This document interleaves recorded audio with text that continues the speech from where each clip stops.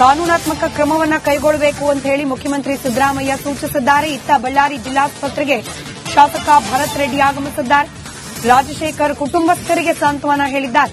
IGP Ravikante Gowda ಜೊತೆಯಲ್ಲೂ ಕೂಡ ನಾರಾ ಭರತ್ ರೆಡ್ಡಿ ಚರ್ಚೆ ಮಾಡಿದ್ದಾರೆ. ಕೆಲವೇ ಕ್ಷಣದಲ್ಲಿ ರಾಜಶೇಖರ್ ಮೃತದೇಹ ಕುಟುಂಬಸ್ಥರಿಗೆ ಹಸ್ತಾಂತರ ಮಾಡಲಾಗುತ್ತೆ. ಸಹಜವಾಗಿ ಕುಟುಂಬಸ್ಥರಿಗೆ ಸಹಿಸೋಕೆ ಸಾಧ್ಯವಾಗದಂತಹ ಘಟನೆ. ರಾಜಕೀಯ ಚಟುವಟಿಕೆಯಲ್ಲಿ ಹಾಗೆ ರಾಜಕೀಯ ನಾಯಕರ ಬೆಂಬಲವಾಗಿ ನಿಂತಿದ್ದ ಮನೆ ಮಗ ಇದ್ದಕ್ಕಿದ್ದ ಹಾಗೆ ಹೆಣವಾಗಿ ನಿಲ್ತಾನೆ ಅಂತಂದ್ರೆ ಆ ಕುಟುಂಬಸ್ಥರಿಗೆ ಸಹಜವಾಗಿ ದೊಡ್ಡ ಆಘಾತ. ಕುಟುಂಬಸ್ಥರಿಗೆ ಸಾಂತ್ವನ ಹೇಳೋ ಪ್ರಯತ್ನವನ್ನ ಈಗ ನಾರಾ ಭರತ್ ರೆಡ್ಡಿ ಮಾಡ್ತಾ ಇದ್ದಾರೆ.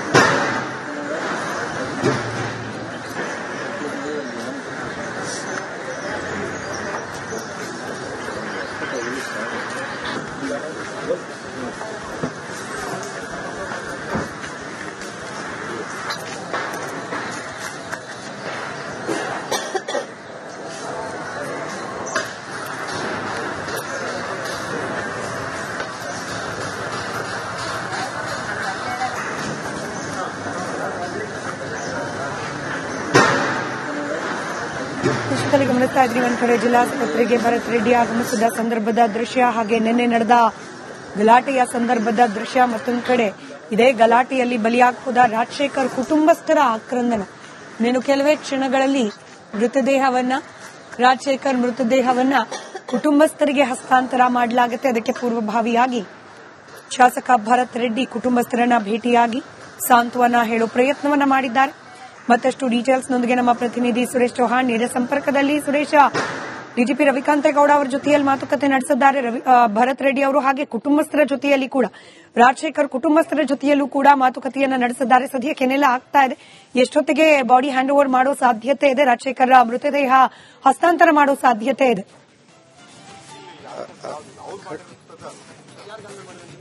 ಖಂಡಿತ ಸ್ಮಿತಾ, ಇನ್ನು ಕೆಲವೇ ಕ್ಷಣಗಳಲ್ಲಿ ಮೃತದೇಹವನ್ನು ಹಸ್ತಾಂತರ ಮಾಡಲಿಕ್ಕಿರ್ತಕ್ಕಂಥದ್ದು. ಈಗಾಗಲೇ ಶಾಸಕ ಭರತ್ ರೆಡ್ಡಿ ಅವರು ಆಗಮಿಸಿ ಈಗಾಗಲೇ ಹಿರಿಯ ಅಧಿಕಾರಿಗಳ ಜೊತೆ ಚರ್ಚೆಯನ್ನು ಕೂಡ ಮಾಡಿರ್ತಕ್ಕಂಥದ್ದು. ಅದರ ಜೊತೆಗೆ ಸಂಪೂರ್ಣವಾಗಿ ಈಗಷ್ಟೇ ಮೃತದೇಹ ಹಸ್ತಾಂತರದ ಪ್ರಕ್ರಿಯೆ ನಡೆಯಲಿಕ್ಕಿರ್ತಕ್ಕಂಥದ್ದು. ಈಗಷ್ಟೇ ನಿನ್ನೆ ನಡೆದಂತ ಘಟನೆ ಬಗ್ಗೆ ದೂರನ್ನು ನೀಡಿದಂತಹ ದೂರುದಾರ ಮತ್ತು ಭರತ್ ರೆಡ್ಡಿ ಅವರ ಆಪ್ತ ಚಾನಲ್ ಶೇಖರ್ ಅವರು ಕೂಡ ಮಾತಾಡಿರ್ತಕ್ಕಂಥದ್ದು.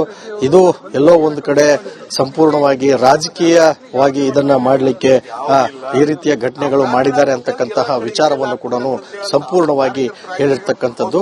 ಜನಾರ್ದನ್ ರೆಡ್ಡಿ, ಶ್ರೀರಾಮುಲು ಮತ್ತು ಅವರ ತಂಡ ನೇರವಾಗಿ ಇವತ್ತು ಭರತ್ ರೆಡ್ಡಿ ಅವರ ಏಳಿಗೆಯನ್ನು ಸಹಿಸಿಕೊಳ್ತಾ ಇಲ್ಲ ಅಂತಕ್ಕಂತಹ ಒಂದು ಆರೋಪವನ್ನು ಕೂಡ ಮಾಡುತ್ತಿರತಕ್ಕಂಥದ್ದು. 2.5 ವರ್ಷದಲ್ಲಿ ಇವತ್ತು ಸಾಕಷ್ಟು ಅಭಿವೃದ್ಧಿಯನ್ನ ಮಾಡಿದ್ದಾರೆ ಅಂತಕ್ಕಂತಹ ಆ ಒಂದು ಸಹಿಸಿಕೊಳ್ಳಕ್ಕಾಗ್ತಾ ಇಲ್ಲ ಅಂತ ಕಾರಣಕ್ಕಾಗಿ ಇವತ್ತು ನಾವು ಹಬ್ಬದ ವಾತಾವರಣವನ್ನ ಮಾಡಿದ್ವಿ. ಆದ್ರೆ ಇದನ್ನ ಸಹಿಸಿಕೊಳ್ಳಕ್ಕಾಗಲಾರದ ಈ ರೀತಿಯ ಘಟನೆಗಳನ್ನ ಮಾಡಿದ್ದಾರೆ ಅಂತಕ್ಕಂತಹ ಆರೋಪವನ್ನ ಮಾಡಿದ್ದಾರೆ. ಹಿಂದೆ ತಾವು ಅಧಿಕಾರದಲ್ಲಿದ್ದಂತಹ ಸಂದರ್ಭದಲ್ಲಿ ಒಂದು ಅಭಿವೃದ್ಧಿಯನ್ನ ಮಾಡಬಹುದಾಗಿತ್ತು ಅಂತಕ್ಕಂತಹ ವಿಚಾರವನ್ನು ಹೇಳಿದ್ದಾರೆ. ದೂರುದಾರರು ನಮ್ಮ ಜೊತೆಗಿದ್ದಾರೆ. ಸರ್, ಏನಂತ ದೂರು ಕೊಟ್ಟಿದ್ರಿ? ಯಾರ ವಿರುದ್ಧ ದೂರನ್ನ ಕೊಟ್ಟಿದ್ರಿ? ಎಷ್ಟು ಜನರ ವಿರುದ್ಧ ದೂರನ್ನ ಕೊಟ್ಟಿದ್ರಿ? ಈಗ ಜನಾರ್ದನ್ ರೆಡ್ಡಿ ಮತ್ತು ಅವರೆಲ್ಲಾ ಬೆಂಬಲರು ಸುಮಾರು 10ರಿಂದ ಇತರರು ಅಂತೇಳಿ ನಾನು ಈಗಾಗಲೇ ಬ್ರೂಸ್ಪೇಟೆ ಠಾಣೆಯಲ್ಲಿ ನಾನು ದೂರನ್ನು ಕೊಟ್ಟಿದ್ದೀನಿ. ನಿನ್ನೆ ಸಂಜೆ ನಮ್ಮ ಕಾರ್ಯಕರ್ತರಿಗೆ ಜನಾರ್ದನ್ ರೆಡ್ಡಿ ಅವರು ಫೋನ್ ಮಾಡಿ ಅವನಿಗೆ ಬೆದರಿಸ್ತಾರೆ. ನೀನ್ ಹೆಂಗ್ ಬ್ಯಾನರ್ ಹಾಕ್ತೀಯ, ನಿನ್ನ ಕಬಡ್ದಾರ ಅದಿದೆ ಅಂತೇಳಿ ಅದನ್ನ ತೆರವು ಮಾಡಿಸ್ತಾರೆ. ಆಮೇಲೆ ಮತ್ತೆ ಅದನ್ನ ನಾವು ಅಲ್ಲಿ ಕಾರ್ಪೊರೇಷನ್ ಜಾಗದಲ್ಲಿ ಹಾಕಿದೀವಿ ಅಂತೇಳಿ ಸತೀಶ್ ರೆಡ್ಡಿ ಮತ್ತು ನಾವೆಲ್ಲರೂ ಅಲ್ಲಿ ಹೋಗಿ ಆ ಬ್ಯಾನರ್ಗಳು ಹಾಕ್ಸ್ತಾ ಇರ್ತೀವಿ. ಏಕಾಏಕಿ ಜನಾರ್ದನ್ ರೆಡ್ಡಿ ಮತ್ತು ಅವರೆಲ್ಲರೂ ಗಂಗಾವತಿ ಶಾಸಕರು ಅವರು ಖುದ್ದಾಗಿ ಬಂದು ಅಲ್ಲೇ ನಿಂತ್ಕೊಂಡು ಬ್ಯಾನರ್ ಅನ್ನು ತೆರವು ಮಾಡ್ತಾರೆ. ನಾವು ಆ ಕಡೆ ರಸ್ತೆಯಲ್ಲಿ ನಾವಿದೀವಿ. ಯಾವಾಗ ತೆರವು ಮಾಡಿದ್ದೆ ಸರಿ ಅಟ್ಯಾಕ್ ಮಾಡ್ರಿ ಸತೀಶ್ ರೆಡ್ಡಿ ಮೇಲೆ ಮತ್ತೆ ಅವರೆಲ್ಲ ಬೆಂಬಲಿಗರ ಮೇಲೆ ಅಂತೇಳಿ ಪೆಟ್ರೋಲ್ ಪಂಪ್ ಈಗಾಗಲೇ ಅವರು ನಿನ್ನೆ ಅಚಾನಕ್ ಘಟನೆ ಅಲ್ಲದು, ವ್ಯವಸ್ಥಿತವಾಗಿ 2 ದಿವಸದಿಂದನೇ ಅವರು ಪ್ಲಾನ್ ಮಾಡ್ಕೊಂಡು ಇದನ್ನ ಯಾವುದೇ ರೀತಿ ದಾರಿ ತಪ್ಪಿಸಬೇಕಂತ ಹೇಳಿ ಅವ್ರು ಮಾಡ್ತಾ ಇರೋಂತ ಒಂದು ಇದಂತ ಇಡೀ ಬಳ್ಳಾರಿಯಲ್ಲಿ ಎಲ್ಲರಿಗೂ ಗೊತ್ತಿರುವಂತದ್ದೇ. ನೀನೇನು ಅವ್ರು ಪ್ರೆಸ್ ಮೀಟ್ ಅಲ್ಲಿ ಹೇಳ್ತಾರಲ್ಲ ನಿಮ್ಮ ಮಾಧ್ಯಮದ ಮುಖಾಂತರ, ಅವ್ರ ಬಗ್ಲಿಗಿರೋರು ಹೇಳ್ತಾರೆ ಅವ್ರು ಎಷ್ಟು ಸುಳ್ಳ ಕಂತೆಗಳು ಕಟ್ತಾರಂತ ಹೇಳಿ, ನಿಮಗೂ ಗೊತ್ತದು. ಅವ್ರ ನಾಯಕರುಗಳೇ ಹೇಳಿದ್ರು ಮಾಧ್ಯಮದ ಮುಖಾಂತರ, ಅವ್ರು ಸುಳ್ಳು ಕಟ್ಟೋದ್ರಲ್ಲಿ ನಿಸ್ಸೀಮರು ಇಡೀ ಪ್ರಪಂಚದಲ್ಲೇ ದಾಖಲೆ ಸಿಗ್ತಾರೆ ಅವ್ರಿಗೇನ ಸುಳ್ಳು ಇದಕ್ಕಂತ ಅಂತ. ಆಂಧ್ರ ರಾಜಕಾರಣ ಮಾಡ್ಲಿಕ್ಕೆ ಹೊಂಟಿದ್ದಾರ ಬಳ್ಳಾರಿನ ಅಂತ?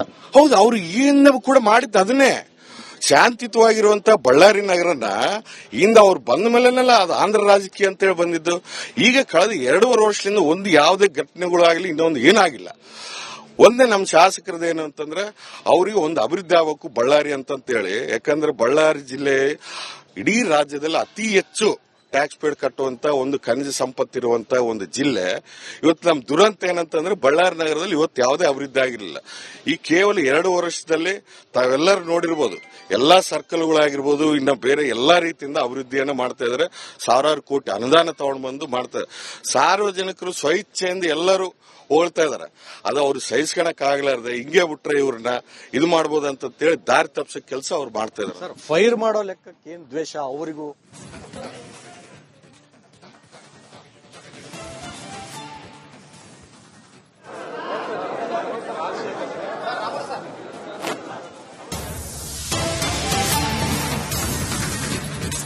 ಬಳ್ಳಾರಿಯಲ್ಲಿ ರಕ್ತ ರಾಜಕೀಯ ಕದನ ವಿಚಾರಕ್ಕೆ ಸಂಬಂಧಪಟ್ಟಂತೆ ಶಾಸಕ ಜನಾರ್ದನ ರೆಡ್ಡಿ ಸುದ್ದಿಗೋಷ್ಠಿಯನ್ನ ನಡೆಸಿದ್ದಾರೆ.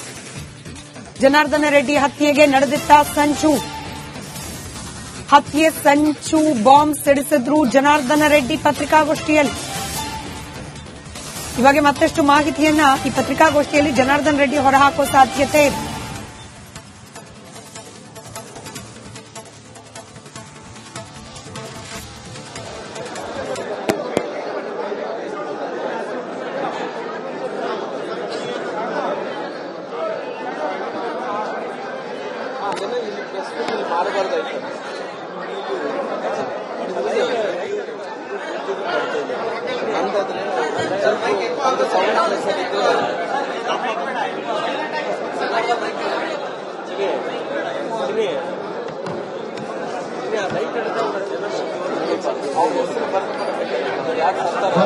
ಎಲ್ಲ ಕಾರ್ಯಕರ್ತರಲ್ಲಿ ತಮ್ಮ ವಿನಂತಿಯನ್ನು ಮಾಡ್ಕೊಳ್ತಾ ಇದ್ದೇನೆ.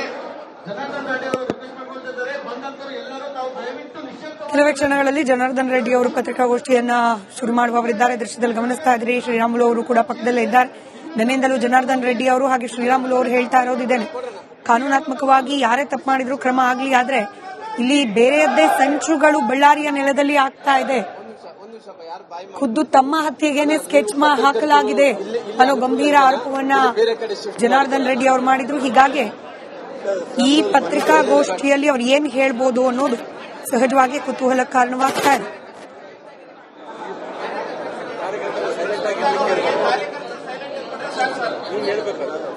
ನೋಡ್ರಿ, ನಿಶಬ್ದ ವಹಿಸ್ಬೇಕ್ರಿ. ದಯವಿಟ್ಟು 1 ನಿಮಿಷ. ನಾನು ಪತ್ರಿಕೆ